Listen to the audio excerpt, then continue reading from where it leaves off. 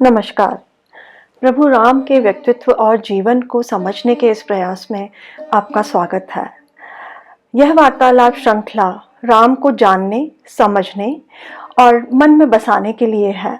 इसमें मैं योगिता पंत अपने मार्गदर्शक एवं गुरु अनिल चावला जी के सम्मुख कुछ जिज्ञासाएं प्रकट करती हूँ और वे समाधान करते हैं। अनिल जी विद्वान हैं, विचारक हैं और ख्याति प्राप्त लेखक हैं। उन्होंने रामायण एवं महाभारत का विस्तृत अध्ययन किया है और हिंदू धर्म पर एक पुस्तक भी लिखी है। आइए इस वार्तालाप का आनंद लें। बहुत बहुत स्वागत है अनिल जी। मैंने अहिल्या उद्धार के बारे में कई बार सुना है। आज मैं उस प्रसंग को आपसे सुनना चाहती हूँ। बहुत अच्छा। अहिल्या की जो कथा है वो मेरे लिए पूर्ण रामायण में सबसे प्रिय प्रसंगों में से एक है। लेकिन हम अहिल्या की कथा पे आने के पहले बात करेंगे जहां से हम पिछली बार जब हम चर्चा कर रहे थे तो उसी बिंदु से हम शुरू करते हैं। राम ने मारीच को मार के भगा दिया था, सुबाहु का वध कर दिया था, सभी राक्षसों को भगा दिया था। महर्षि विश्वामित्र अत्यंत प्रसन्न हो गए थे। प्रसन्नता के बाद उन्होंने राम और लक्ष्मण से कहा कि महाराज जनक एक है जो एक बहुत बड़ा यज्ञ कर रहे हैं, मुझे उसमें जाना है, तुम भी दोनों भाई भी मेरे साथ चलो। और उसके बाद विश्वामित्र दोनों भाइयों को लेके जनक के निवास मिथिला जिसे कहा जाता है, आजकल जनकपुरी कहते हैं, वहां की ओर चले। अगर आप देखें तो लगभग अयोध्या से जनकपुरी की दूरी आज के समय में लगभग 500 किलोमीटर। तो उस समय भी ये यात्रा एक लंबी यात्रा रही होगी। और दोनों राजकुमार थे। महर्षि का सब राजा सम्मान करते थे। बड़ा आसान था, महर्षि चाहते तो किसी भी राजा को कह देते कि कुछ अश्व, कुछ रथ, कुछ भेज दें और हमें मिथिला जाना है, जनकपुरी जाना है। पर महर्षि ने कहा नहीं, हम पैदल ही चलेंगे। और पैदल दोनों भाइयों को लेके इतनी लंबी यात्रा पे निकल गए। रास्ते में अनेक स्थानों पे जहां जहां रात आई वहां आश्रम पे रुके। रुकने के बाद फिर मिथिला पहुंच रहे थे तो मिथिला से पहले उन्हें एक आश्रम दिखाई दिया जो सूना पड़ा था। पर इससे पहले हम समझें कि महर्षि कर क्या रहे थे। महर्षि ने क्यों उन्हें पैदल चलाया इतना लंबा, 500 किलोमीटर, 450 होगा, 500 होगा, जो भी है, इतना लंबा पैदल चलाने की आवश्यकता क्या पड़ी। मैंने आपसे पहले ही कहा कि ऋषि जो कुछ करते हैं वो कल्याण के लिए करते, वो कोई उनका कोई षड्यंत्र नहीं होता, वो तो व्यक्ति का कल्याण कर रहे हैं। तो राम और लक्ष्मण का के बारे में उन्हें ज्ञात था कि आगे समय कठिन आने वाला है, इन बालकों को वन में बहुत पैदल चलना पड़ेगा, तो उनकी ट्रेनिंग चल रही थी। राम और लक्ष्मण को रास्ते में जगह जगह आश्रमों में रुके, जब भी या कहीं भी रुके तो महर्षि ने उन्हें कई कथाएं सुनाई जिससे कि उनकी शिक्षा पूरी। अभी तक हमने पिछले 3 प्रसंगों में देखा कि महर्षि ने राम लक्ष्मण को अस्त्र दिए, उन्हें हर प्रकार से सक्षम बनाया कि वो युद्ध कर सके। उनको इतना लंबा चलाया ताकि वो कल को जब उन्हें वनवास जाना होगा तो वनवास में भी लंबा चल सके। ये सारी तैयारी उन्होंने करवा दी। लेकिन अभी राम की एक तैयारी शेष थी, एक शिक्षा अभी बाकी थी, और वो शिक्षा हुई जब वो इस आश्रम के सामने पहुंचे। इस आश्रम के सम्मुख पहुंचने के बाद राम ने कहा कि आश्रम कुछ अजीब लग रहा है, इसमें कुछ सूना सूना है, बड़ा अच्छा आश्रम है। आप आश्रम ऐसा समझिए कि आज जैसे यूनिवर्सिटी कैंपस होता है तो वैसा आश्रम है। पर बोले ये आश्रम कुछ सूना लग रहा है, कुछ इसमें रौनक नहीं है, बात क्या है? तो महर्षि ने कहा, हाँ, इसकी कथा मैं तुम्हें सुनाता हूं। ये ऋषि गौतम का आश्रम है, पर आजकल ऋषि गौतम यहां नहीं रहते। यहां केवल उनकी पत्नी अहिल्या है। और उसकी कथा महर्षि विश्वामित्र ने राम और लक्ष्मण को सुनाई। कथा इस प्रकार है कि एक बार ऋषि आश्रम में नहीं थे, ऋषि गौतम आश्रम में नहीं थे, तो अहिल्या जो कि विवाह को ऋषि के साथ विवाह हुए काफी समय गुजर चुका था, उनके बच्चे भी थे, पुत्र भी था, सब था। और इंद्र वहां आए। इंद्र ने आके अहिल्या से कहा, ऋषि पत्नी से कहा कि तुम अति सुंदर हो। उसके बाद इंद्र ने अहिल्या से प्रणय निवेदन किया। इंद्र अहिल्या से प्रेम का निवेदन करने के लिए जो आए तो उन्होंने एक मुनि का वेश धारण कर रखा था, लेकिन उस मुनि के वेश से अहिल्या भ्रमित नहीं हुई। अहिल्या ने पहचान लिया कि ये तो इंद्र है, जो देवताओं के राजा हैं, बहुत बड़े व्यक्ति हैं। पर एक नारी सुलभ मन, कोई प्रशंसा करे तो मन थोड़ा पिघल जाता है, खुश हो जाता है। और इंद्र जैसा व्यक्ति प्रशंसा करे तो पिघलना और ज्यादा स्वाभाविक है। वो थोड़ी पिघल गई। फिर इंद्र ने जब प्रणय निवेदन किया तो उन्हें लगा कि ये देवताओं का राजा मुझसे प्रणय निवेदन कर रहा है, बहुत खुश हो गई। और उस जो खुश होने की प्रक्रिया थी उसमें वो उन्होंने सहमति दे दी। उन्होंने इंद्र के प्रणय के प्रस्ताव को स्वीकार कर लिया। और फिर इंद्र ने और ऋषि पत्नी अहिल्या ने प्रणय किया, संभोग किया। जब संभोग करके हटे तो ऋषि पत्नी ने कहा कि मैं देवताओं के राजा इंद्र से संभोग करके कृतार्थ हो गई। आशा है आप भी को भी आनंद आया होगा। लेकिन अब ऋषि पत्नी को ध्यान आया कि शायद ऋषि आ जाएंगे, ऋषि क्रोधित होंगे। तो उन्होंने इंद्र से कहा कि आप जल्दी से यहां से चले जाइए और ऐसा उद्योग करिए, ऐसा प्रयास करिए जिससे कि ऋषि का क्रोध मुझ पे ना बरसे। इंद्र ने कहा कि हाँ, मुझे भी आनंद आया और जैसा आप कह रही हो वैसा ही मैं करता हूं और मैं यहां से तुरंत प्रस्थान कर जाता हूं, जहां से आया था वहां चला जाता हूं। और इंद्र वहां से भागने को था, इतने में ऋषि आ गए।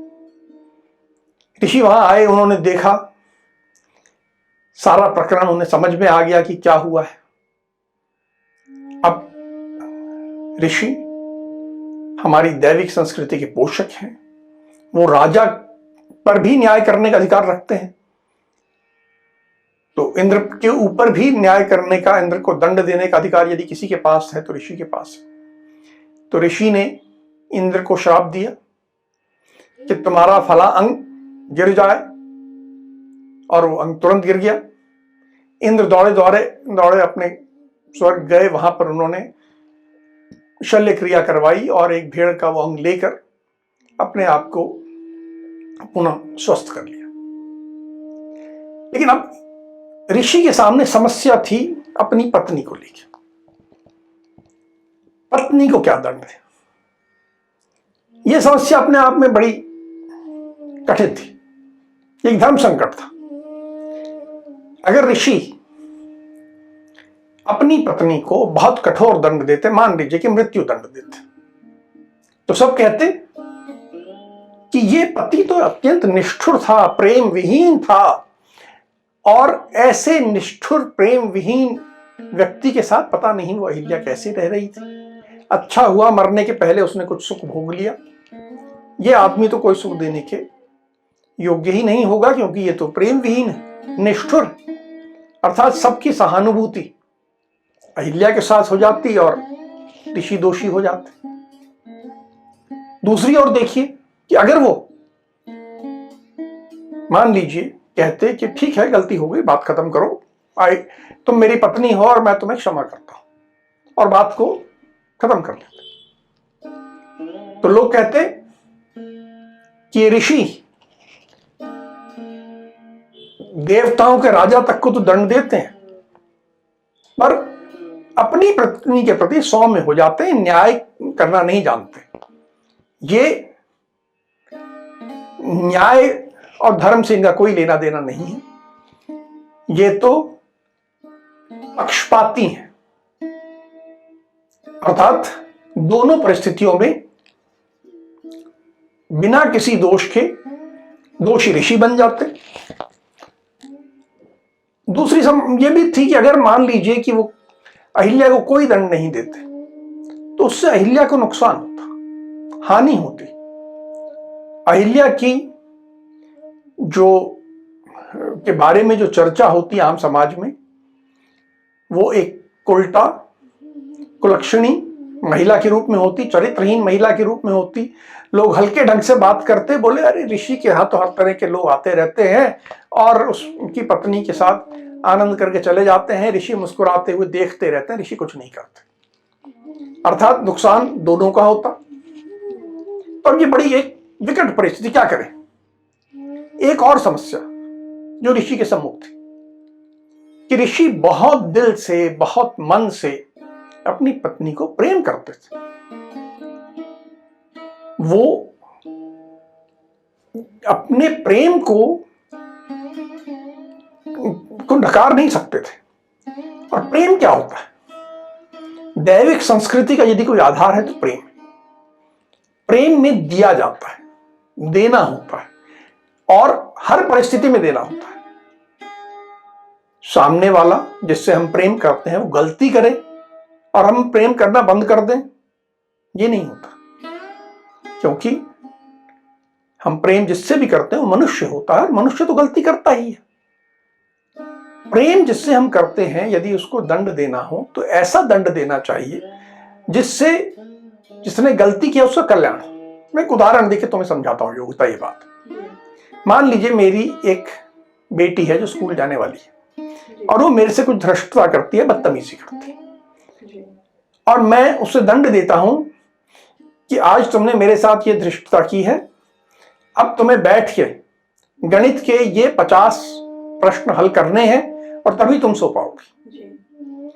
तो यदि मैं उसको ऐसा दंड दे रहा हूं तो उसमें उस मेरी बेटी का भला ही हो रहा है, भला हो रहा है। मैं उसका कोई अहित करने, अनिष्ट करने का प्रयास तो नहीं कर रहा। तो दंड हमेशा जब अपने जिसको हम प्रेम करते हैं तो ऐसा देना चाहिए जिससे कि जिसको हम दंड दे रहे हैं उसका कल्याण हो, उसकी प्रगति हो, उन्नति हो। तो ऋषि गौतम ने अपनी पत्नी अहिल्या को ऐसा ही दंड दिया। उन्होंने उसे शाप दिया कह सकते हैं, आदेश दिया कह सकते हैं, कहा कि तुम्हें एक ये कठोर तपस्या करनी होगी। और ये कठोर तपस्या क्यों करनी होगी ये भी समझाया उन्होंने कहा तुमने जो भी ये गलती की उसके 2 कारण। एक तो लोभ है। लोभ ये है कि जो मेरा नहीं है वो भी, उसका भी मैं उपभोग कर लूं, उसका भी आनंद उठा लूं। ये लोभ होता है। मेरे पास जो कुछ है, जो मेरी संपत्ति है, मैं उसका उपभोग करूं, उसका आनंद उठाऊं, ये तो मेरा अधिकार है। लेकिन मैं किसी दूसरे की संपत्ति का, दूसरे के सामान का भी उपभोग कर लूं, आनंद उठा लूं, मन में ये जब भाव आ जाता है तो ये एक लोभ होता है। दूसरा मोह। मोह को अगर समझें तो आजकल ये अंग्रेजी का शब्द है जो बहुत प्रचलित है, उसे कहते हैं कंफ्यूजन, कंफ्यूज हो जाना। तुम्हें सब मालूम है कि धर्म क्या है, तुम्हें मालूम है तुम्हारा कर्तव्य क्या है, तुम्हें मालूम है कि तुम एक शादीशुदा स्त्री हो और उसके रूप में क्या है, लेकिन एक क्षण के लिए तुम भ्रमित हो गई, कंफ्यूज हो गई, उस पथ से हट गई। तो तुम्हारी ये 2 समस्याएं हैं, लोभ और मोह। यदि तुम इन दोनों को पूरी तरह समाप्त कर दोगी तो तुम्हारी उन्नति ज्यादा अच्छी होगी। तो इसलिए तुम ऐसा कठोर तप करो जिससे कि तुम्हारे जीवन से लोभ और मोह समाप्त हो जाए और तुम पूरी तरह इन तुच्छ भावों से ऊपर उठ जाओ। साथ में करने के जो तप के नियम बताए, उन्होंने एक शब्द का प्रयोग किया, भस्म शयनी। भस्म शयनी का मतलब ये कि तुम्हारा शैया सुख भस्म हो जाएगा, अर्थात ये कि ये तप करते हुए तुम्हें यौन सुख प्राप्त नहीं होगा। अब यौन सुख प्राप्त क्यों नहीं होगा? क्योंकि वो पत्नी थी ऋषि गौतम की, और ऋषि गौतम ने कहा कि तुम इस आश्रम में रहो और मैं ये आश्रम छोड़ के जा रहा हूं, और ये इस आश्रम में तुम सब कुछ संभालोगी और तुम ही तपस्या करोगे, तुम रहोगी, मैं तुमसे अलग जा रहा हूं। और इसलिए अब हमारे बीच में जो हम पति पत्नी का एक नैसर्गिक सुख होता है, यौन सुख होता है, वो अब समाप्त हो गया, भस्म हो गया। तो उन्होंने ये श्राप दिया या आदेश दिया, लेकिन ये कुल मिला के उन्होंने अहिल्या के कल्याण के लिए दिया, और ये भी अनंत काल के लिए नहीं दिया। उन्होंने समय सीमा परिभाषित कर दी।